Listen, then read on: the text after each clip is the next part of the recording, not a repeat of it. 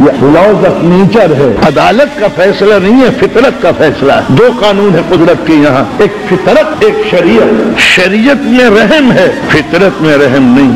جو دنیا میں کرو گے ویسا بھرو گے، یہ قانون فطرت ہے۔ باپ کو گالیاں دو گے بیٹا تمہیں گالیاں دے گا، ماں کو گھر سے نکالو گے انشاءاللہ بڑا بیٹا آپ کو نکالے گا۔ یہ لاز آف نیچر ہے۔ شراب پیو گے گردہ خراب ہوگا، یہ ناممکن ہے کہ کوئی شراب پیے اور صحت مند رہے۔ لاز آف فطرت کے اندر بخشش نہیں ہے، اس میں رحم نہیں ہے۔ شریعت کے قانون میں مغفرت ہے، وہ چاہے تو تمہارے گناہوں کو معاف کر دے،